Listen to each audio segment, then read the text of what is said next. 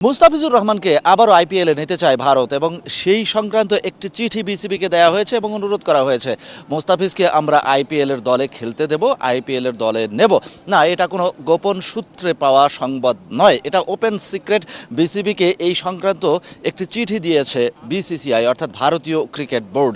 বাংলাদেশ প্রতিউত্তরে কি করেছে এবং কি বলেছে, একেবারে স্টেপ আউট করে ছক্কা হাঁকানোর মতোই বিসিবি জানিয়ে দিয়েছে না, মুস্তাফিজ আইপিএল খেলতে ভারতে যাবে না এবং ভারতে বিশ্বকাপ খেলার জন্য বাংলাদেশ দল পাঠাবে কিনা সেটা এরই মধ্যে জানানো হয়েছে, গণমাধ্যমকেও জানানো হয়েছে, আইসিসিকেও জানানো হয়েছে। সুতরাং বাংলাদেশের ভেন্যু হিসেবে বিশ্বকাপে শ্রীলঙ্কাই বাংলাদেশের এখন একমাত্র পছন্দ, সেখানেই তারা খেলতে যাবে।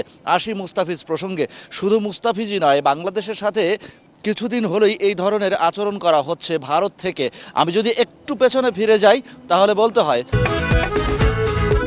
খাবারের পছন্দ ভিন্ন হলেও মজার বেলায় সবাই এক। গত নারী বিশ্বকাপের আগে বাংলাদেশ নারী ক্রিকেট দলের ভারত সফর করার কথা ছিল দ্বিপাক্ষিক সিরিজ খেলার জন্য, কিন্তু সেই সিরিজে বাংলাদেশকে না করে দেয় ভারত এবং বাংলাদেশের পরিবর্তে শ্রীলঙ্কার মেয়েদেরকে ডেকে ভারতে সিরিজ খেলে তারা বিশ্বকাপের প্রস্তুতি নেয়। কিন্তু এটা অবশ্যই আপনাকে ভেবে দেখতে হবে, সেই বিশ্বকাপে অস্ট্রেলিয়ার দুই নারী ক্রিকেটার শ্লীলতার হানির শিকার হয়েছিল ভারতে।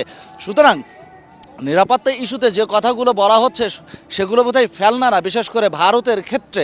একইভাবে গত বছর বাংলাদেশ সফর করার কথা ছিল ভারতীয় ক্রিকেট দলের, সেই সফর কিন্তু আসলে তারা করেনি। এই বছরও সেই সফরটা আসলে গড়ানোর কথা ছিল মাঠে, অর্থাৎ ভারতীয় ক্রিকেট দল বাংলাদেশে এসে দ্বিপাক্ষিক সিরিজ খেলবে, যেটা পূর্ব নির্ধারিত। সেই সফরটাও কিন্তু বাতিল করেছে, অর্থাৎ পরপর দুইটা সফর নিজেদের মাটিতে এবং বাংলাদেশেও বাতিল করেছে ভারত। বাংলাদেশ থেকে নারী ক্রিকেট দল ভারতে গিয়ে সিরিজ খেলবে, পূর্ব নির্ধারিত সিরিজ, সেটাও ভারত খেলতে দেয়নি। এমনকি ভারতীয় জাতীয় পুরুষ ক্রিকেট দল বাংলাদেশে এসে সিরিজ খেলবে, যেটা পূর্ব নির্ধারিত গত বছর হওয়ার কথা ছিল, তখনও তারা আসেনি। এই বছরও তারা আসতে পারবে না, সেটা না করে দিয়েছে। শুরু হয়েছে আইপিএলে মুস্তাফিজের না খেলা নিয়ে, অর্থাৎ আইপিএল থেকে মুস্তাফিজকে বাদ দেওয়ার পরই যে ঘটনার সূত্রপাত, সেই ঘটনার জল কিন্তু গড়িয়েই চলেছে। এবং বিসিসিআইয়ের তরফ থেকে কেকেআরকে অর্থাৎ কলকাতা নাইট রাইডার্সকে না করা হয়েছে, অর্থাৎ মুস্তাফিজকে দল থেকে তোমরা বাদ দাও, সাথে সাথেই কেকেআর মুস্তাফিজকে দল থেকে বাদ দিয়ে দিয়েছে। ঘটনা হচ্ছে, একটা ফ্র্যাঞ্চাইজি যে কোনো সময় তার ক্রিকেটারকে না করে দিতে পারে, একটা ফ্র্যাঞ্চাইজি যে কোনো সময় তার ক্রিকেটারকে সাইড বেঞ্চে বসিয়ে রেখেও বেতন দিতে পারে, সেটা সেই ফ্র্যাঞ্চাইজির ব্যাপার।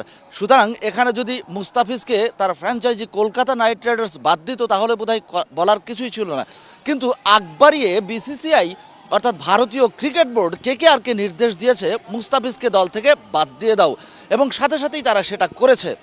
এখন কেকেআরের সাথে আর কোনো আলোচনায় যাওয়ার সুযোগ নেই। আলোচনা যা হবার সেটা এখন আইসিসির সাথেই হচ্ছে, কেননা কদিন পরই বিশ্বকাপ ভারতের মাটিতে, সেখানে বাংলাদেশ দল পাঠাবে কিনা সেটা নিয়ে যে দোলাচল, সেটা নিয়ে যে অনিশ্চয়তা, সেটা নিয়ে যে নিরাপত্তা ইস্যু তৈরি হয়েছে, সেটাই আইসিসিকে বাংলাদেশ জানিয়ে দিয়েছে। এবং তার প্রেক্ষিতে আইসিসির সাথে দর কষাকষি যখন চলছিল, ঠিক তখনই বিসিসিআই থেকে আরও একটা প্রস্তাব দেওয়া হলো যে মুস্তাফিজুর রহমানকে তারা আইপিএলে খেলার সুযোগ দিতে চায়। সুতরাং বাংলাদেশ যাতে নমনীয় হয় ভারতে গিয়ে বিশ্বকাপ ক্রিকেট খেলতে, সেখানেই বাংলাদেশ তাদের মনোভাব আসলে জানিয়ে দিয়েছে যে এটা কখনোই হতে পারে না। একটা প্লেয়ারকে আপনি নিরাপত্তা ইস্যুতে সেখান থেকে বাদ দেবেন, দল থেকে বাদ দেওয়ার জন্য নির্দেশ দেবেন, ঘোষণা দেবেন, আবার আপনার ইচ্ছা মতো সেই প্লেয়ারটাকে আবার দলে নেওয়ার জন্য তার বোর্ডকে অনুরোধ করবেন, অথচ সেই প্লেয়ারটাকে বাদ দেওয়ার আগে সেই বোর্ডের সাথে একটা কথা বলার মতো প্রয়োজন বোধ করলেন না আপনি। অর্থাৎ আপনি যখন যা চাচ্ছেন তাই হচ্ছে, যখন যা চাচ্ছেন তাই হবে, এটাও আসলে ভাবার কি সুযোগ আছে?